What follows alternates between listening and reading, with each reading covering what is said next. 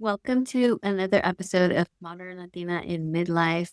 Thank you so much for being here. If you're new around here, I'm Sonia Flores, transformation coach, energy healer, and intuitive advisor.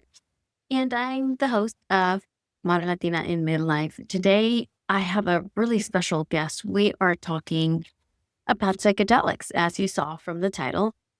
My guest is a client of mine in my podcasting business. She has a podcast of her own called Psychedelic Divas. And I've just been just really mesmerized with the information that she's been sharing and just really the healing power of psychedelics. And I knew just very little before I started working with her and listening to her podcast. But as I've listened more, the more and more intrigued I am, and the more I'm starting to think maybe plant medicine or psychedelics is something that I can use in my healing journey, another tool to add to my toolbox. So I'm really excited for you to listen to this podcast episode. We talked about what psychedelics are, where the healing journey with these medicines started. And Carla, my guest, studied and worked with some of the pioneers in this industry and has a lot of experience, many years of experience and wisdom that she brings to the table.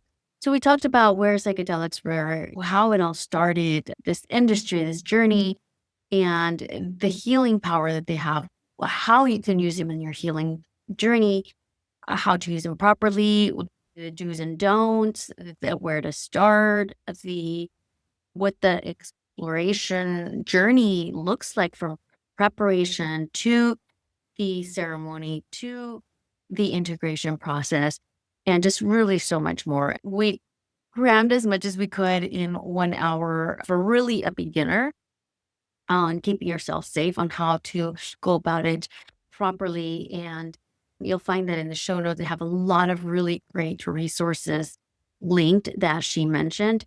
But yeah, without further ado, let me just introduce you and tell you a little bit more about Carla. Carla Detchon is an integration coach who helps her clients access their inner wisdom through guided meditation, integration practices, and energy work. She is the host of the Psychedelic Divas podcast, where she demystifies the worlds of psychedelics through the wisdom of the divine feminine. She's been fascinated by psychedelics and personal growth for over 40 years.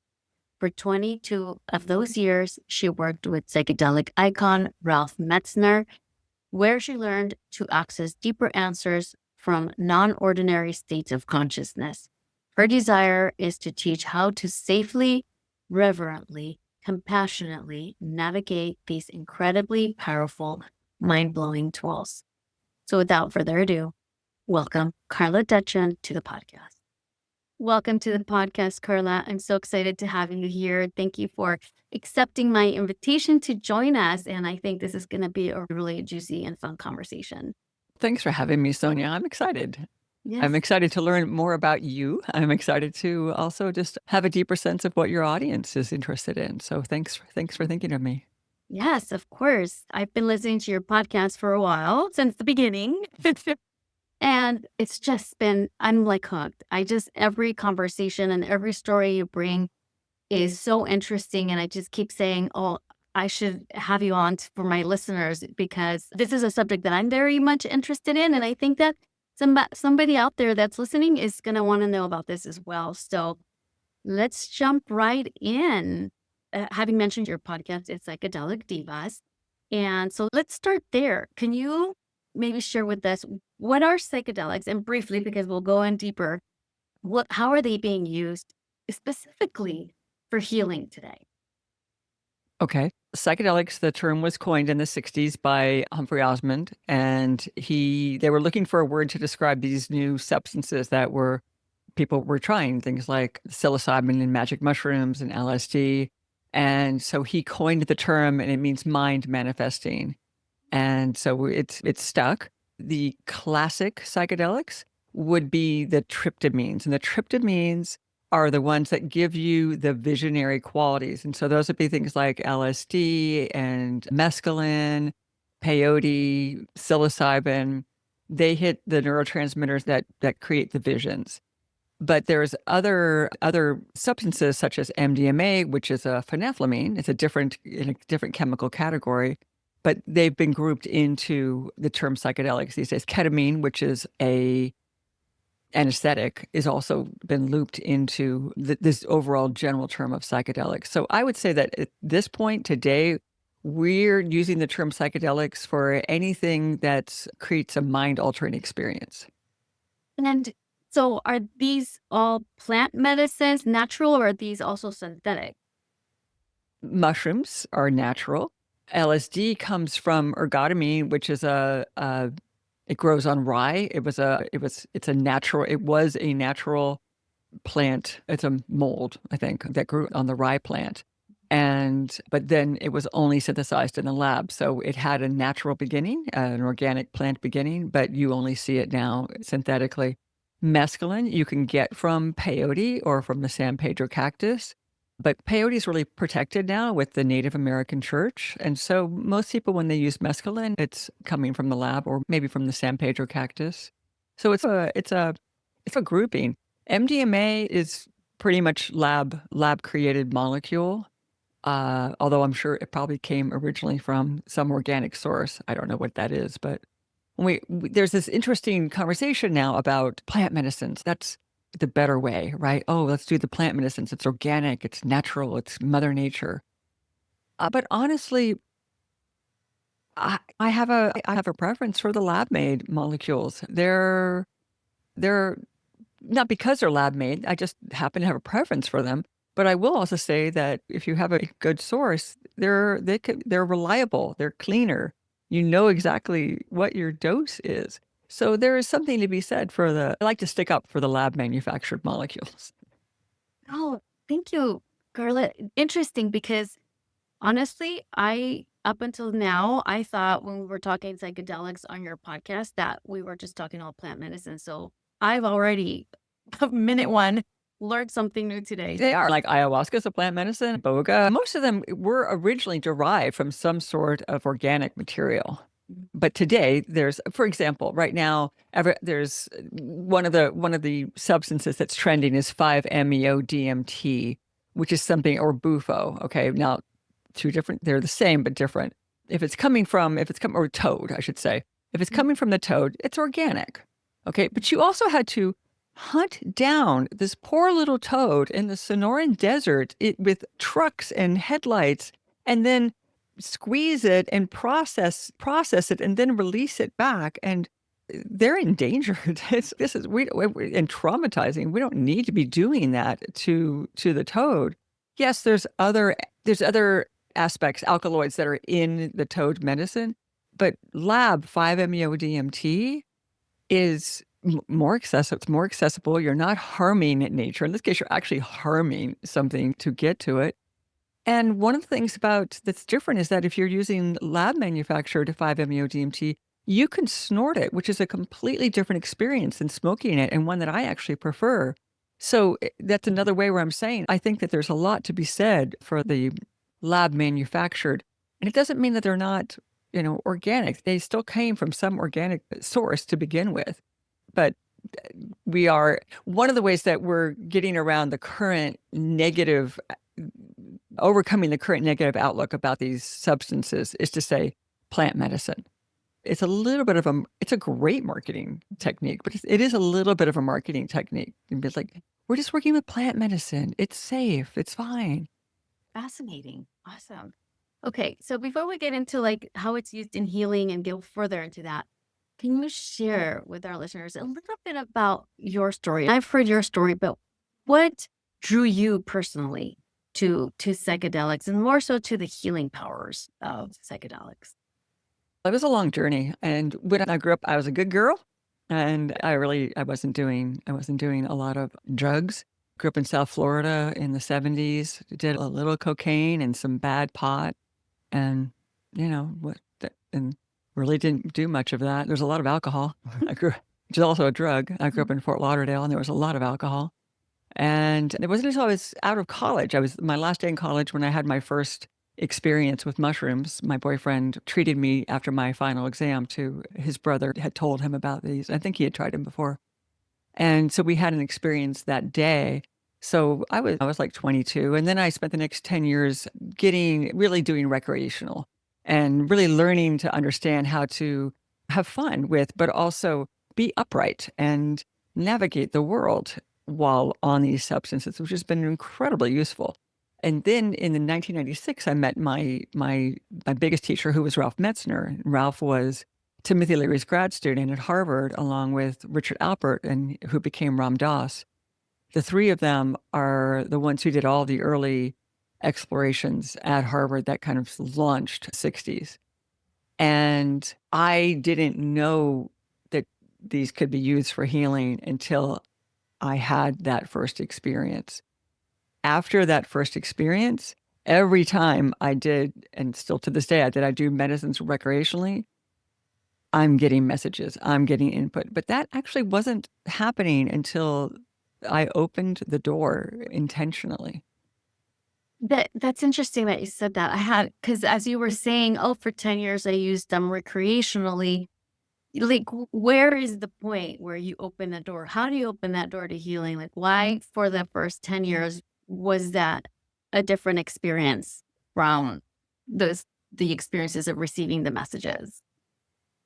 It was an inner knowing and an inner voice. So I was with a friend and he had been working with Ralph. He started describing a session that he'd had with him where he connected with his ancestors, and he was going on and on about it.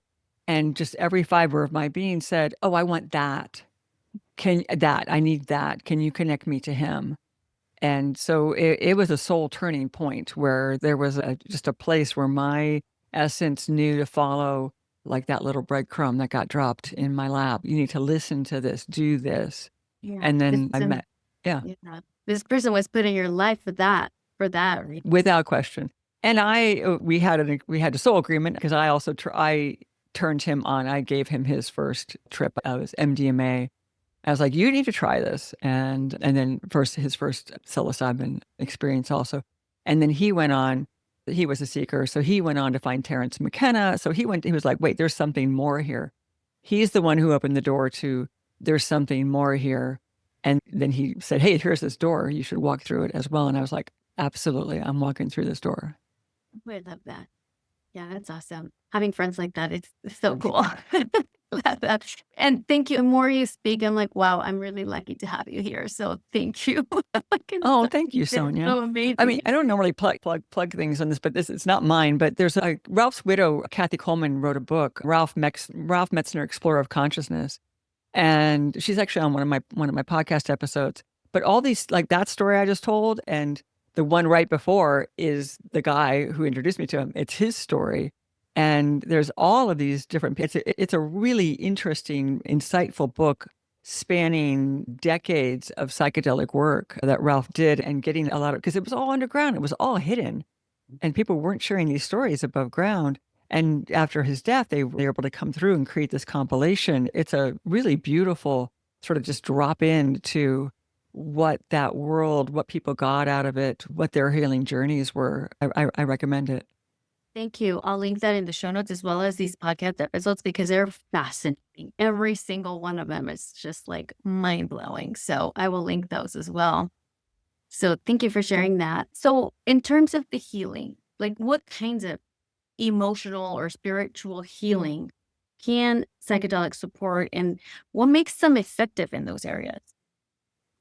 And I think the answer to that is as broad and unique as every individual on the planet, because you're going to bring your psyche, your wounding, your intentions, your current state of mind.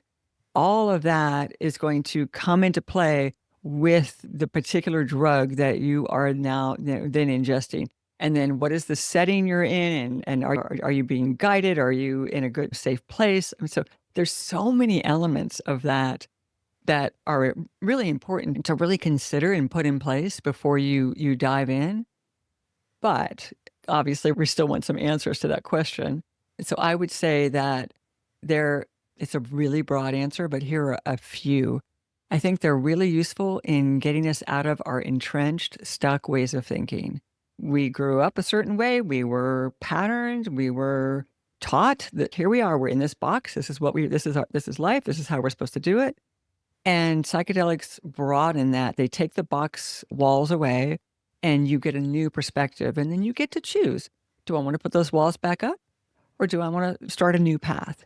They literally open up new neural pathways for you to relearn and repattern. And you have a certain amount of time post a journey in order to make that happen. So there's a researcher, her name is Gul Dolan, and I'm going to have her on the podcast at some point as soon as she stops being incredibly busy, which she may never be, but she's a friend.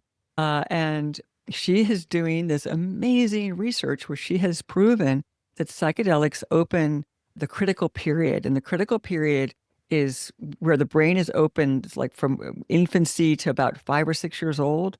And it's where the brain is like a sponge.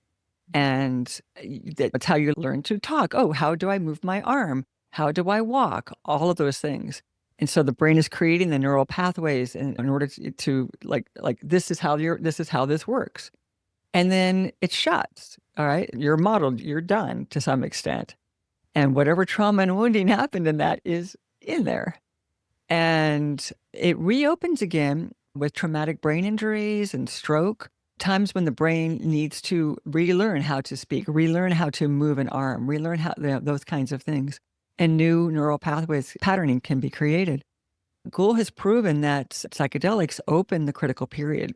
And so after you've done, it depends on how long you get, depends on how long the medicine is in your system. So things like MDMA and psilocybin last about 4 hours. You get about 2 weeks.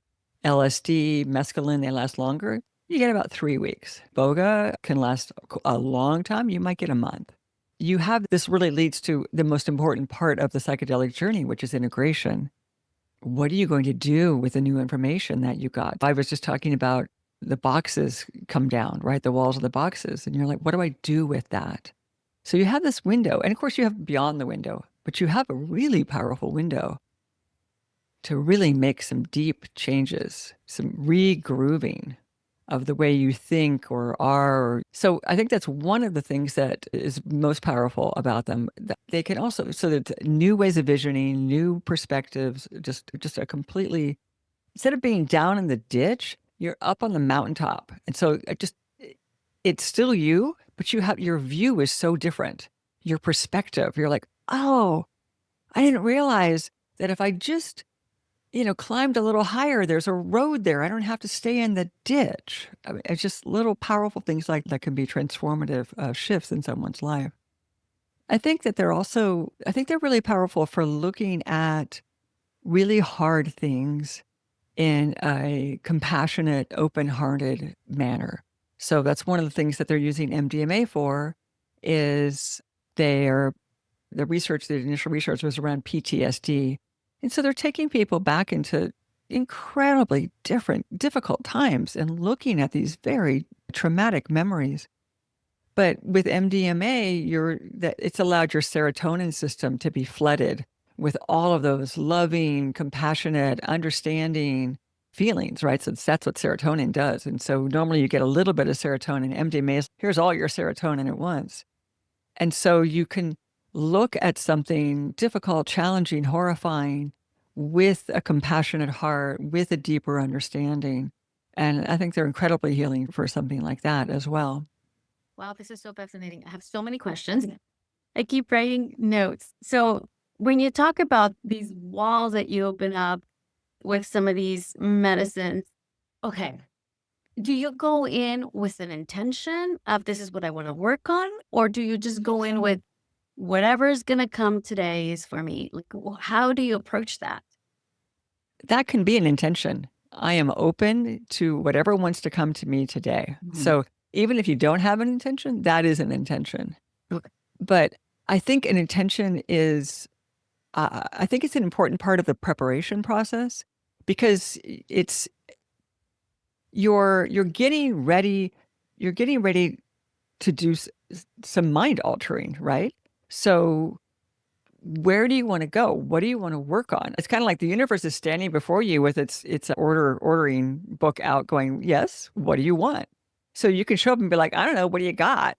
And the universe is everything. So that's great. But you miss the opportunity to be like, actually, I really need to work. I need to process my dad's death. Or should I be getting divorced? Or whatever, a myriad of things that people are working through. So the intention is, it's not so much, someone was mentioning, is that like an agenda? And I said, no, it's more like a prayer. So the intention is, but when I work with my clients, because I do integration coaching, I do preparation and integration coaching with people before and after they go to do guided work.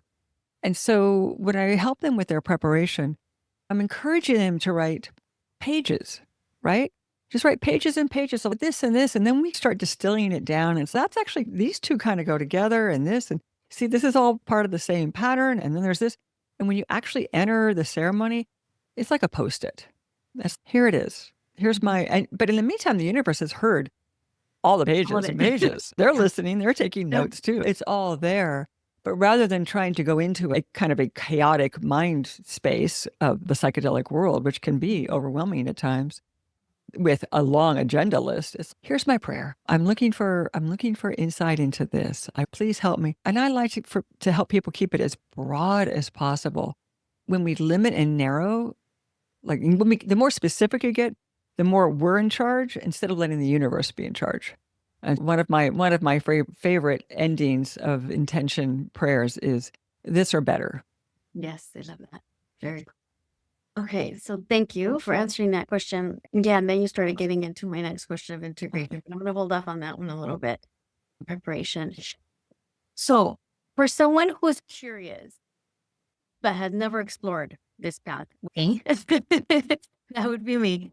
What does a safe and supportive and intentional experience look like from beginning to end? Because you hear a lot of, the first thing I've ever really heard of in the sense of this healing process was ayahuasca. And it just always scared me. I'm like, okay, am I just going to take something and I'm just going to just be left there to figure it out? Was there somebody watching over me? Is somebody going to talk me through what to expect or what happens afterwards? I can't even do breath work without feeling like I need an integration afterwards. So what does that look like in terms of what would be safe, supportive, and like an intentional experience? I love all those words, safe, supportive, intentional, because the last thing I want is for anybody to be, blown out by their experience. And so I'm going to tailor my answer to that. It doesn't mean it's the only way to go, right? But so we're going to put that as, we're doing this as safe, supportive, intentional. And so from that perspective, I probably would say ayahuasca is not the place to start, although lots of people start there and it's just right for them. So if your inner voice was like, gee, I really think I want to do this, I just don't know how to start with it. How do I do an ayahuasca journey? Then I'd be answering this differently. But if we want to be safe, supportive, intentional, then I recommend that you first you find out who you're going to work with. So you do that research, and so much of that is on a gut level. Does this person feel safe, supportive, intentional? And so you're feeling that out for yourself. And I don't recommend that anybody move forward with this unless they're a body yes. Now, that doesn't mean they're not scared.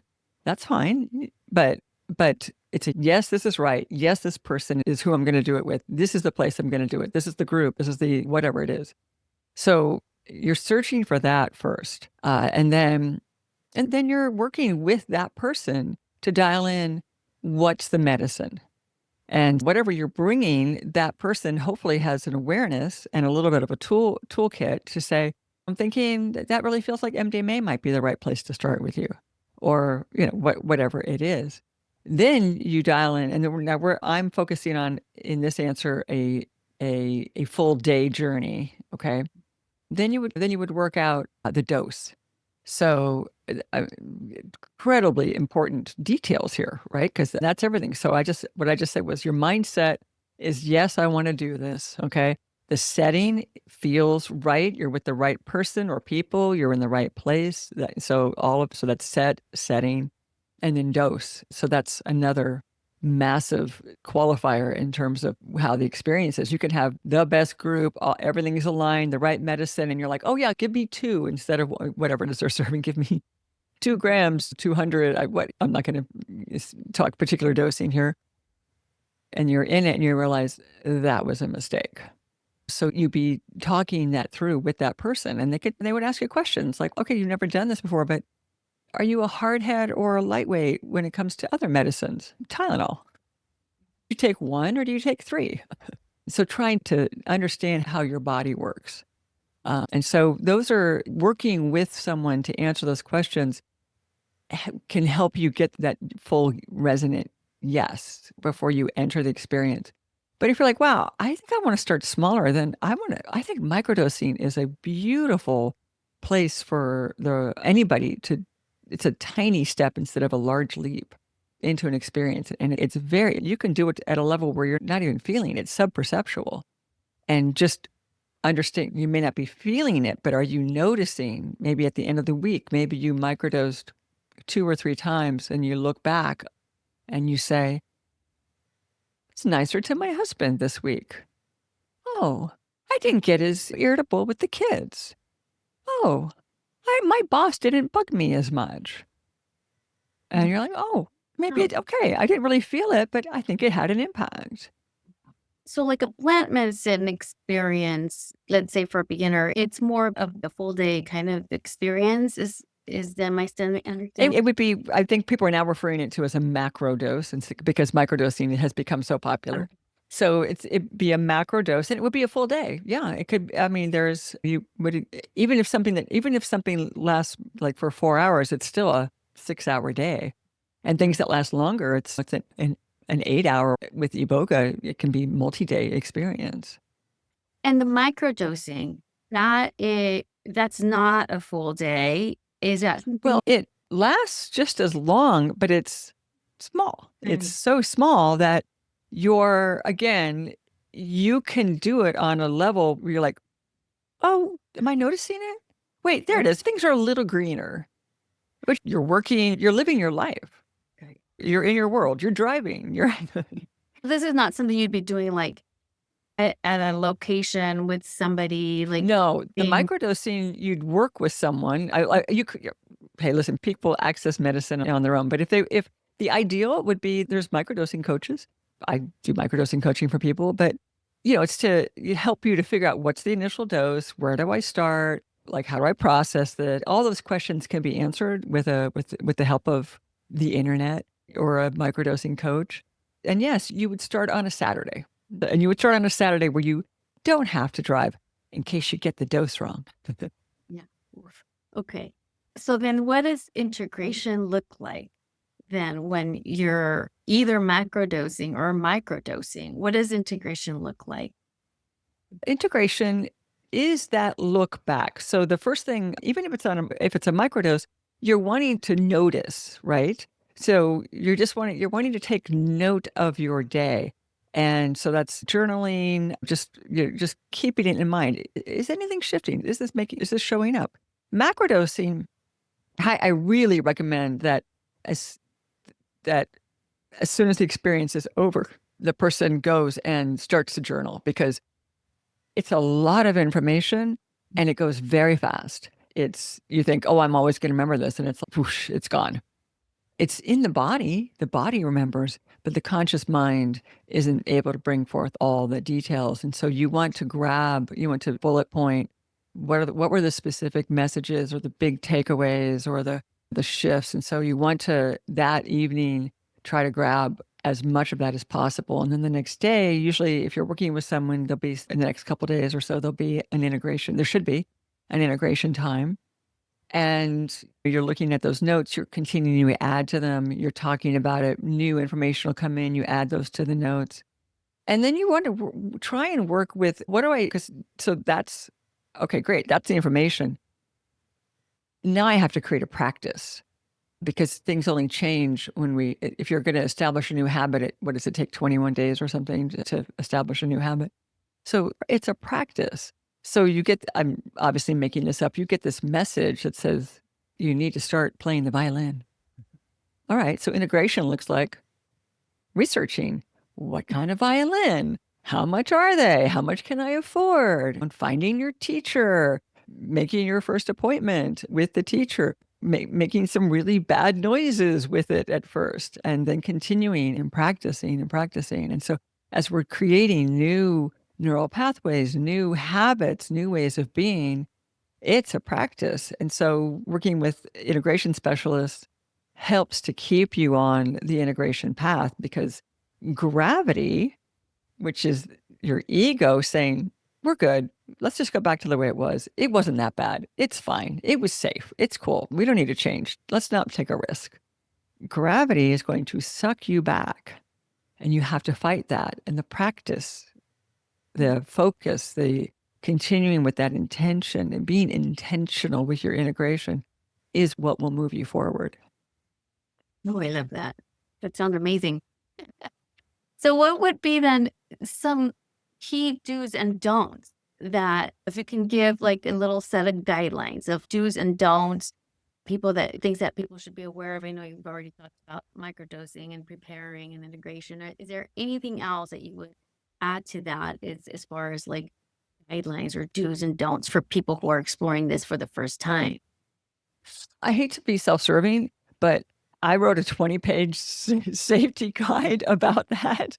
Psychedelic safety tips, including what to do when things go wrong. So in terms of the don'ts, if you go to psychedelicdivas.com, and yes, you have to give me your email, and then you can unsubscribe if you want. It's fine. Go get the don'ts. There's a lot of good do's in there as well, but I'll talk more about the do's, because really the don'ts are in that guide. I talk about the safety 6 checklist, which I just made up that name, but it's 6 aspects, starting with the classic that came. Ralph and Timothy Leary and Ram Dass created the concept of set and setting. So they started realizing that the mindset that you brought to the journey space had a big difference. If your grandmother had just died, you're going to come in with a very different and get a very different journey than if you had just found out that that your thesis had been approved or whatever, right? Mindset, knowing the space you're in, which includes your intention and your reason for entering the altered space. Then setting, who are you with? What's the physical setting? What's, like, who are you with? Do you feel safe? All those kinds of things are really important. And that expand the setting to the global environment. Somebody in, Syria doing a group journey is going to have a very different setting, even if it's the exact same kind of room and people, than someone in California, right? Because they're just facing a whole different set of safety considerations and worldview. Of the 6, it's mindset, setting. Then it's know your body, know your source, know your drug. Let's see, 1, 2, 3, 4, 5. One more. We're just gonna have to download. Gonna have to download it now. But those are all that's a good checklist to start with, right there. And that will certainly be linked in the show notes for sure. Thank you. I wanted to just go back a little bit. Is there any advantage to doing something like this, like to having this type of experience in group versus like on your own with just a coach one-on-one or a facilitator? Can you speak to that at all? I think the biggest difference is going to be cost. Obviously, a group would most likely be cheaper. And that's important. I want to acknowledge that makes a big difference. But and it also kind of depends on what your intention is. If your intention is, I really need to dive deep and process this one thing, and I need to be held, especially if it's maybe something around trauma or something that's really hard or challenging, and you have maybe a lot of fear around it, then I'm going to recommend that you try to find the right resonant one-on-one guide to do it with, somebody who you feel safe going deep with, and that they're there for you. Which in a group, there's assistance, and hopefully there's assistance and the leader and all that, but they're busy. They're holding the space for the whole group, etc. And you might be a little hesitant to be crying really loudly, or if you feel like you would be held back in any way from whatever it is that you're working on, then I would start with a one-on-one. A one-on-one is a massive gift to yourself, because you're being held one-on-one for 6 to 8 hours, where this person is there to serve your personal growth. And if it's the right match, it can be the more powerful, safe, held, nurturing experience. And you can get all that from a group, definitely. But my first experience with Ralph, I did one-on-one, and then he invited me to his groups, and I mostly did groups after that. So I don't want to discount the power of groups because I think they're communal. You've got community. Now, if you're like, oh, I'm an introvert, I don't want community. I don't know. I don't want to sit next to someone I don't know. I don't want to hear strangers throwing up in an ayahuasca circle. So these are all kinds of considerations. Like, how do you feel in group experiences? Are you going to hold back? Are you going to feel comfortable? Are you going to be, are you going to know anyone there? Or if something doesn't go wrong, are you going to be able to advocate for yourself and ask for help?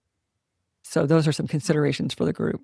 Yeah, I think that this has started appealing to me maybe a year or two ago. And I think one of the biggest worries has always been, where do I find somebody I can trust? If I do this in group, will somebody be there to help me if I'm freaking out, or if yeah, I use breath work as an example because breath work makes me paralyzed, my hands, feet paralyzed, and it was very scary the first time I did it. So so then it made me more scared. I'm like, if I could do this with breath work, what's going to happen? And we're just breathing. What's going to happen if I ingest something? And is somebody going to be there to just talk me through it? Okay, it got you, or is somebody watching everybody in the group? Like, those are some of the biggest worries that I. Yeah. And those are great questions. And so to get to your yes, those questions have to be answered. Yeah. And if they're not answered to your somatic, it's like, it's not, you don't want to figure that answer out. It's like a full bodied knowing, yes, this is right. This is where I'm going. And by the way, that doesn't mean it's going to be good, because sometimes we learn from our challenging experiences. So I just want to say that, Eddie, yes, but and then all hell broke loose or whatever bad thing happened. That maybe that was what was necessary to crack you open. So a journey, probably. right. So I don't want to say that a yes guarantees good, easy, whatever our words are, that a challenging trip can often bring the biggest change. Yeah, no, I can certainly understand that. So as far as then finding somebody that's trustworthy, does a facilitator have to be some sort of a shaman or like a specialized guide? What are we looking for in somebody or an experience for a person? That is such a good and broad question. These days, what's good is that there's a lot of options, right? And everything is still pretty much illegal. So it's still underground, even though there's people very much above ground offering it.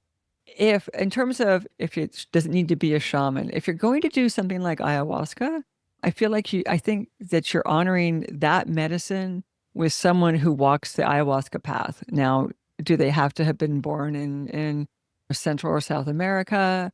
No, but I think they need to have trained extensively with someone. I think they need to have a lineage. They have to have, and if they don't have that, and they're calling themselves a shaman, and they don't have really years of lineage training, then I think it's a run.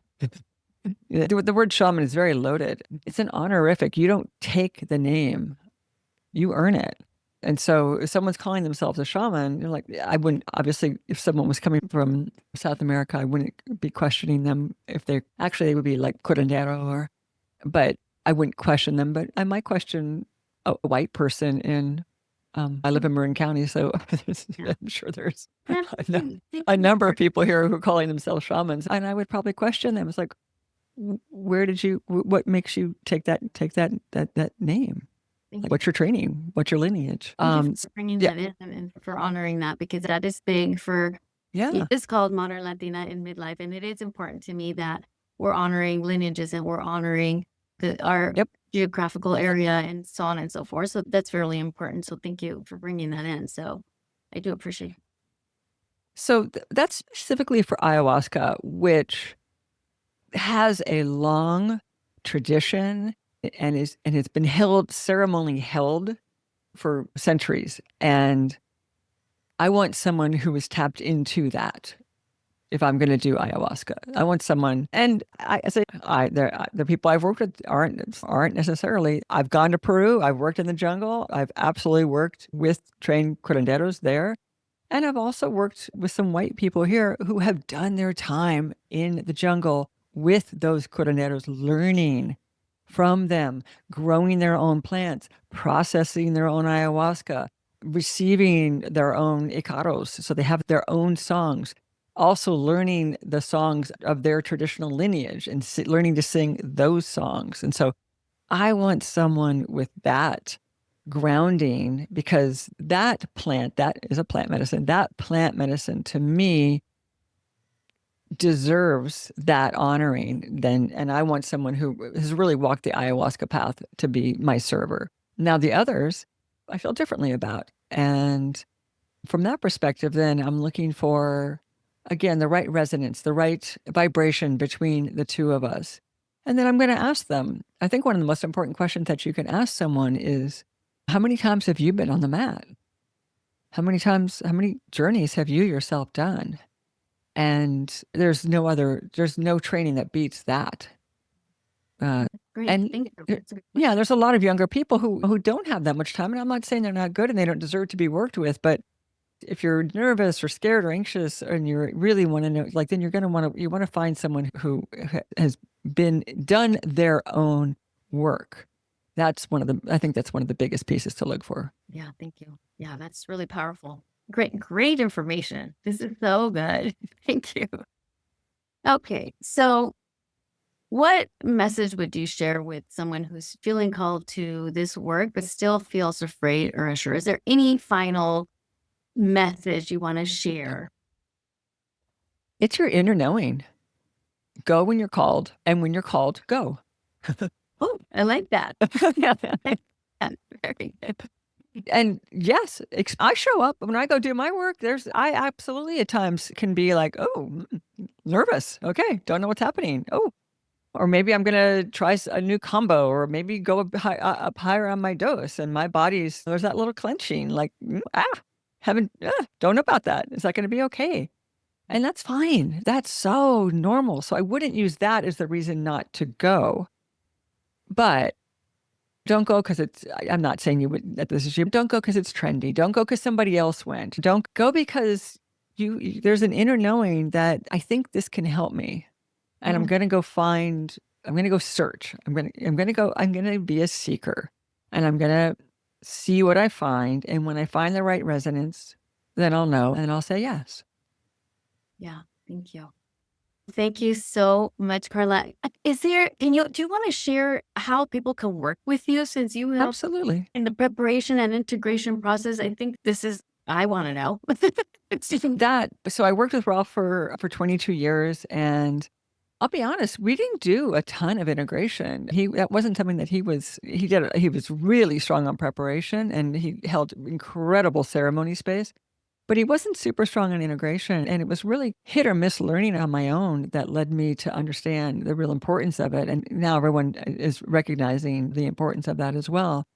And so I started becoming an integration coach. I started working. I also just do straight up life coaching, but I had so many people coming to me from the ceremony world, who had been doing psychedelics, and they were asking just the questions you're asking for preparation, and then they wanted to circle back and have someone hold them who knew them. So if you work with someone ahead of time, then they know they're like within the preparation, and then you come back to them after the ceremony, they know what you were heading into it with, and what your intention was and all that. And then that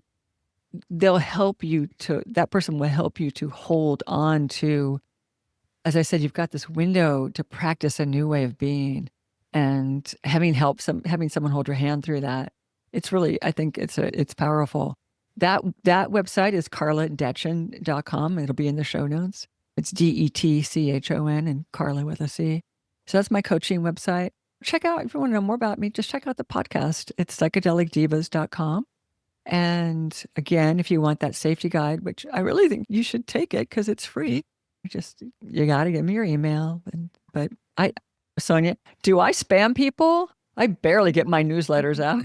Not at all. No. And the episodes on Psychedelic Divas they're so interesting. And and each one of them goes out on an email, and that's it. It's And that's it. great information.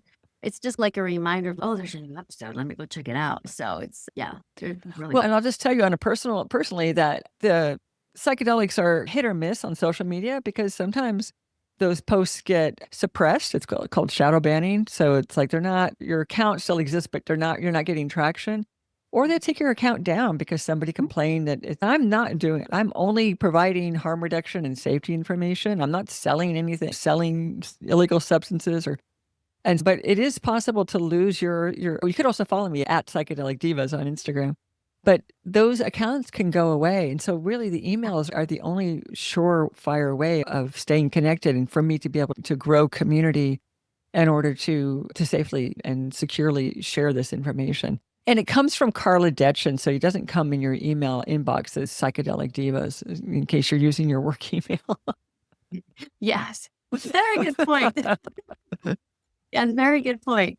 Yeah, awesome. Thank you so much. Is there anything else that maybe we forgot to discuss or that you wanted to share with the listeners? That's a great, just open space. Let me sit for a second. I think I've said it already, and I just want to say it again. This is an intuitive, it's actually, I call the podcast Psychedelic Divas because it's demystifying the world of psychedelics through the wisdom of the divine feminine and the feminine aspects of ourselves. That's our intuition. That's our inner knowing. That's part of the feminine energies. And so I can't stress enough just to follow that. Follow your gut on this isn't right. I'm not doing this. No matter if all your friends are going or whatever. No, this guy feels creepy, or this isn't right for me. It's right for them, but whatever it is. And then also follow it the other way. This feels good. I'm going to trust. I can go deep here. And that's another, you asked me what's the healing power of psychedelics is people are like, I don't know about my inner voice. It connects you on a much deeper, louder level to that inner knowing. And I think that's something that we're not taught as kids. And I think that's too bad because it's one of our superpowers and it's not honored. Our intuition. Yeah, no, I talk about that all the time. It's Yeah. like we're born with it. We have it, and then it gets suppressed. It gets buried, and psychedelics helps to uncover it. But in order to start that process, I'm recommending that you try to get in touch with it so that you find your right path. Yeah, I love that. Thank you so much, Carla. Again, thank you, Sonia. Total pleasure. Of information, and it's such an honor. I appreciate your time. My pleasure. All right. Hey, thanks y'all for listening. I'm sure you found this conversation to be as intriguing as I did, and you might even have so many new questions to add. Please feel free to DM me at Modern Latina in Midlife on Instagram to ask any additional questions you might have. I'm going to be posting social media about this podcast episode there, so you can leave comments there to ask any further questions you might have, or DM me, and I will certainly try to get these answers for you directly from our amazing guest today, Carla, or find a way to get the answers that we all need. And I know this has really been eye-opening for me, and definitely a journey that I am going to do some more exploration into. So thank you so much for being here. Please rate and review the podcast so that it can continue to grow, and share it with your amigas. Thank you for being here. Hasta la próxima.